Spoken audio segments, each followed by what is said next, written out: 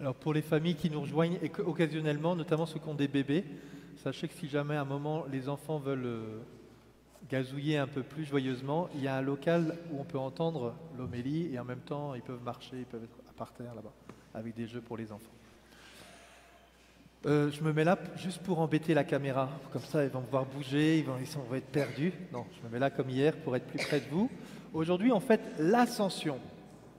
Donc Jésus qui est élevé au ciel. Et on a deux lectures qui y font référence. La première lecture avec les actes des apôtres et l'évangile qu'on a entendu à la fin, où Jésus s'élève et il les bénit. D'accord? Et puis au milieu, on a un texte, on a eu le psaume, Dieu s'élève parmi les ovations. C'est quoi les ovations? Un peu d'ovation là, pour le Seigneur. Wouh! Merci. Dieu s'élève dans la joie. Et alors, dans l'Évangile, on ne nous dit pas que les apôtres étaient « Ouais, Jésus, tu t'élèves, on est content !» Mais sûrement qu'il y avait une ovation d'anges et d'archanges, parce que c'est ça le grand mystère de l'ascension. C'est que Dieu retourne, Jésus qui est descendu du ciel, retourne au ciel.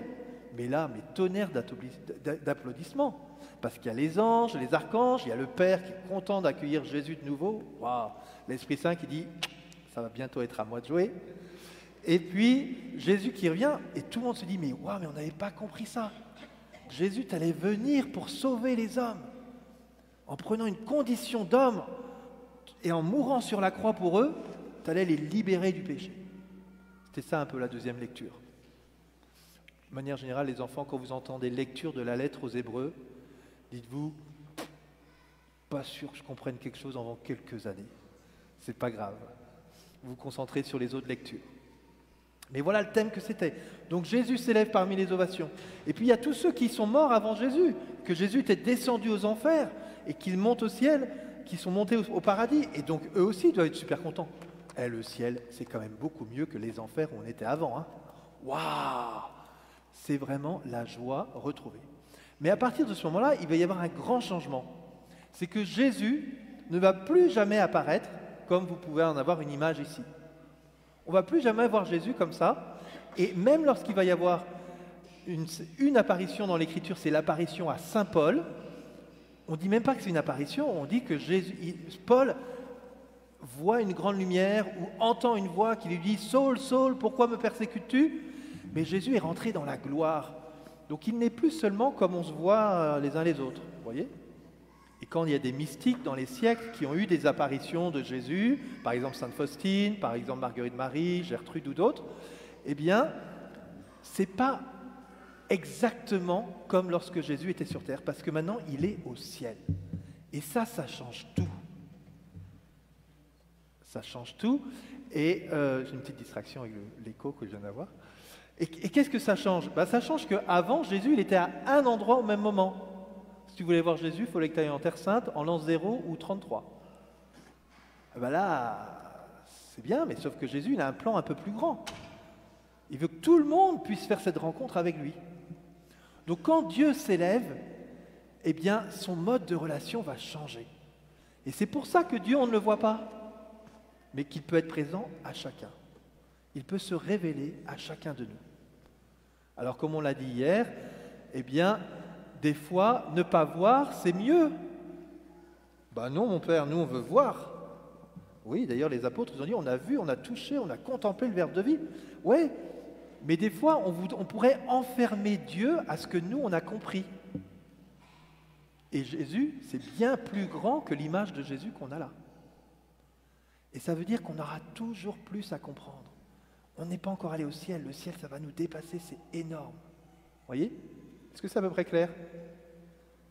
Oui ou pas trop? Non. Je sens que c'est pas un oui. Oui, c'est bien clair. Jésus monte au ciel. Maintenant qu'il est au ciel, eh bien, il peut être présent non plus à un espace, mais partout en même temps. Et on va voir les apôtres, ils vont se disperser. Ce qui fait que Dieu peut venir vous rejoindre, vous aujourd'hui, là où vous êtes, et en même temps aller rejoindre le pape Léon qui est à Rome, et les Chinois qui sont à cette heure-là peut-être encore dans leur lit où ils vont bientôt y aller. Vous voyez, Dieu peut rejoindre tous les hommes, dans tous les espaces et dans tout le temps. une vraie rencontre avec Dieu. Alors je reprends le déroulement de la première lecture. Première lecture, il nous dit d'abord que c'est son deuxième livre. Premier livre, c'est l'Évangile selon saint Luc. Deuxième livre, c'est les Actes des Apôtres. Il nous dit que Jésus a donné plein de preuves aux apôtres.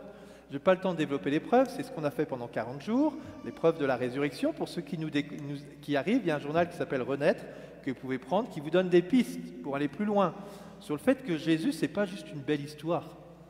Il a vraiment existé, il a vraiment vécu dans un temps, dans un lieu, et qu'il est vraiment mort, et qu'il est vraiment ressuscité.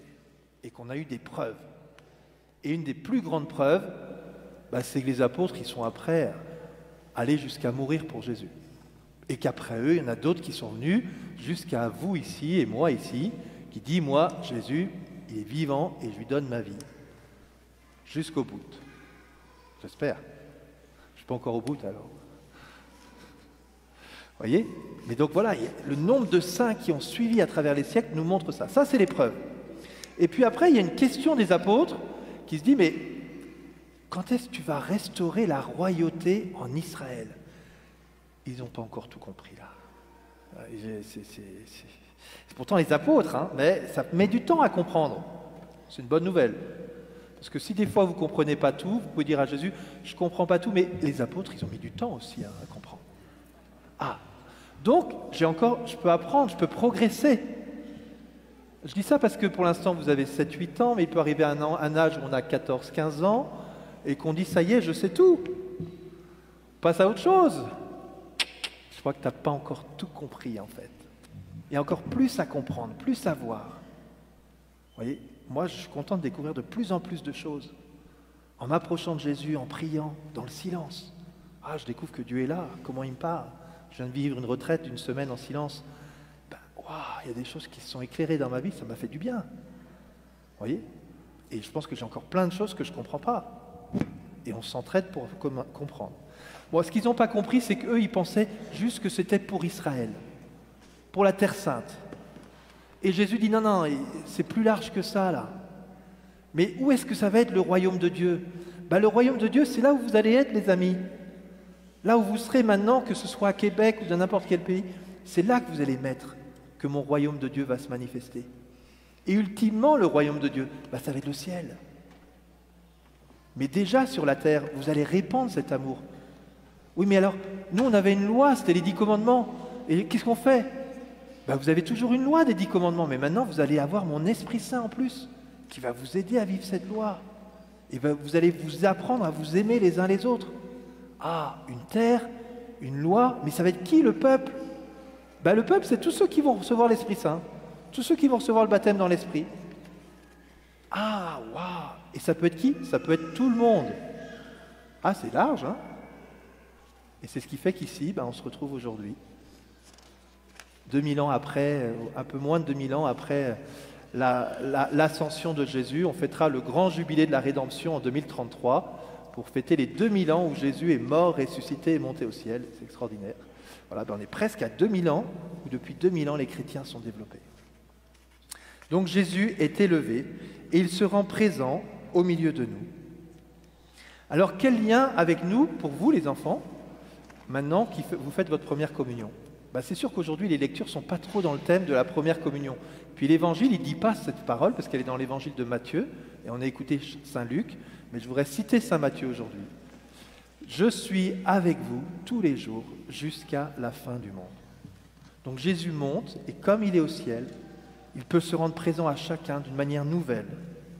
Je suis avec vous tous les jours jusqu'à la fin du monde.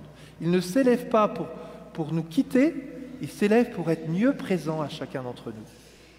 Et comment il se rend présent? Au profond de notre cœur. Chacun d'entre vous, sûrement vous l'avez déjà expérimenté les enfants, vous n'avez pas encore fait votre première communion, mais déjà, vous savez qu'en allant chercher au fond de votre cœur dans le silence, Dieu peut vous dire des choses dans votre cœur. Et il n'y a pas besoin que les autres le sachent.